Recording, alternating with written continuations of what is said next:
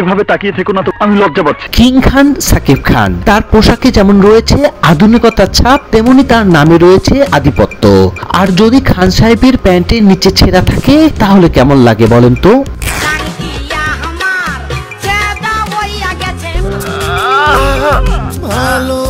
সম্প্রতি সাকিব খানের সিনেমায় একটি ভিডিও ক্লিপ ভাইরাল হয়েছে, যেখানে সাকিব খানকে ফাইটিং কিক মারা অবস্থায় দেখা যাচ্ছে, তার প্যান্টের তলদেশ স্বাধীন হয়ে গেছে।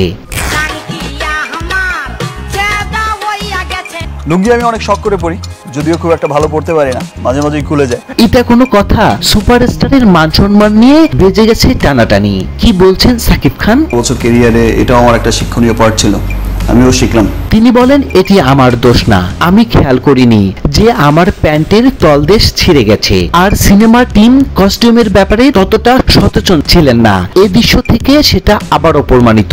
পরিচালক তো পারতেন এই ফুটেজ বাদ দিয়ে নতুন করে আবার শট নিতে। ফাইটিং স্টান্ট নেওয়ার সময় দুর্ঘটনা ঘটতেই পারে, কিন্তু সেটা সংশোধনের দায় পরিচালকের কাঁধে বর্তায়। এগুলো কিন্তু প্রত্যেক দুইটা সিনেমাই ছিল কো প্রোডাকশন সিনেমা, দ্যাট মিন্স এখানে বাংলাদেশের প্রোডাকশনও ছিল। উল্লেখ্য, সবার উপরে তুমি ছিল সাকিব খানের অভিনীত প্রথম বাংলাদেশ ভারত যৌথ প্রযোজনা সিনেমা। সিনেমাটিতে সাকিব খানের বিপরীতে ছিলেন ওপার বাংলার আলোচিত অভিনেত্রী স্বস্তিকা মুখার্জি। আর সিনেমাটির পরিচালনা করেছেন বিশিষ্ট পরিচালক এফআই মানিক। সিনেমাটি 2009 সালে মুক্তি পেয়ে ব্যবসায়িকভাবে ব্যর্থ হয়েছিল।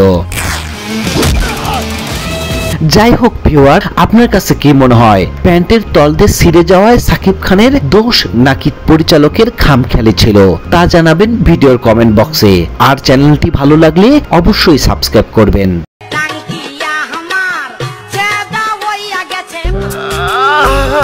ভালোবাসা